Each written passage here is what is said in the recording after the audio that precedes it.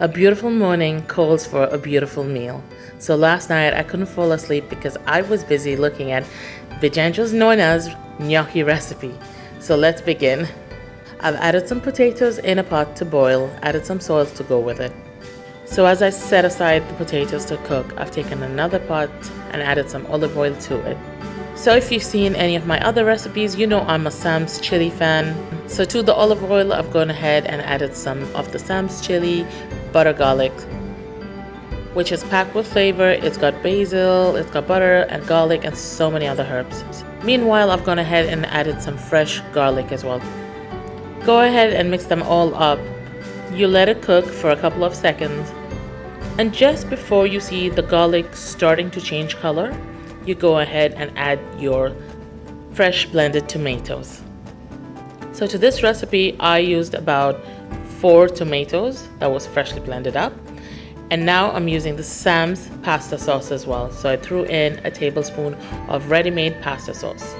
To help change the color, I've gone ahead and added a tablespoon of tomato paste, which basically you just mix up and leave it for a while to cook.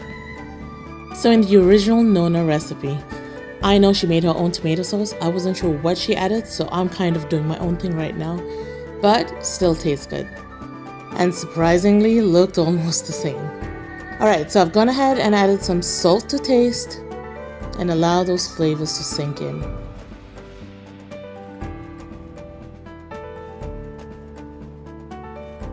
This is the kitchen you want to be in right now.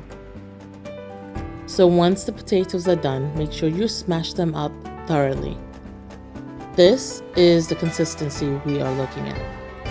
And now we can begin the gnocchi process by making sure that the potatoes cool down.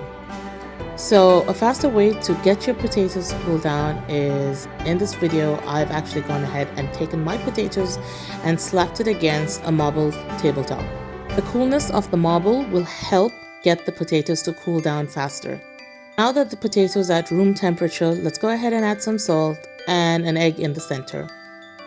Mix it all up and then start blending it all in.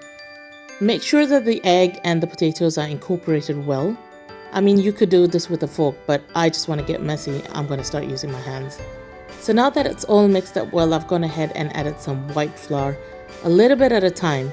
Remember, the ratio has to be more of potatoes versus the flour. So meanwhile, in a separate pot, I've added some water and I left it to boil. Now this is what your gnocchi ball should look like. Once you put your finger in, it should literally feel like Play-Doh. Okay, this feels super soft and super good. Now that it's all kneaded up, it is time to start cooking up this gnocchi. So I've gone ahead and chopped a bit out, which we're gonna go ahead and take and roll that out even further. Make sure you got some flour underneath as you roll it out. It should basically look like a snake. The only way you're gonna get this right is when you start using the bottom of your palm and start rolling it out. So this is what we're looking at. It should basically look a little like a long snake.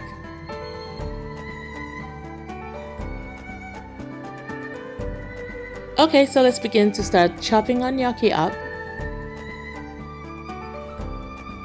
Alright, so it's time to chop up your gnocchi. You can basically cut it up any way you like, but I'm gonna go the Nonna way. And in her original video, this is exactly how she chopped it up. Now that this is set, let's take a plate and put some flour on top. Not too much, just a little, so that the gnocchi doesn't stick. Throw on the gnocchis that you chopped up onto the plate and set aside.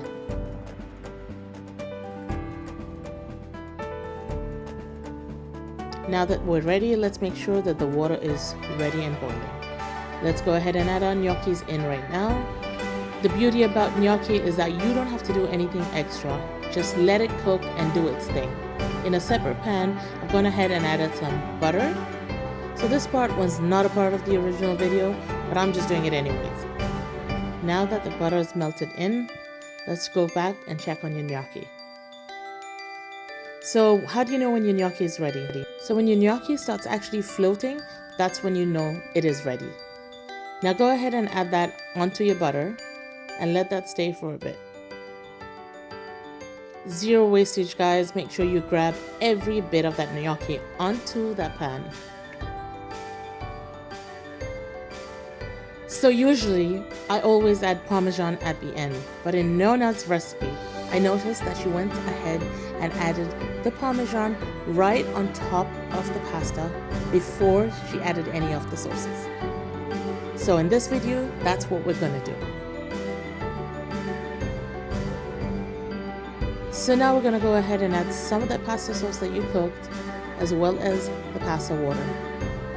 Remember guys, whenever you make pasta, you always need to set at least a glass of the pasta water aside. I promise you guys, this is such a super easy recipe and so delicious. You really want to go ahead and try this one. Now you see what the pasta water and the pasta sauce have done? It's combined the whole thing together with that Parmesan that we added previously. It is unbelievable. My kitchen smells like an Italian heaven.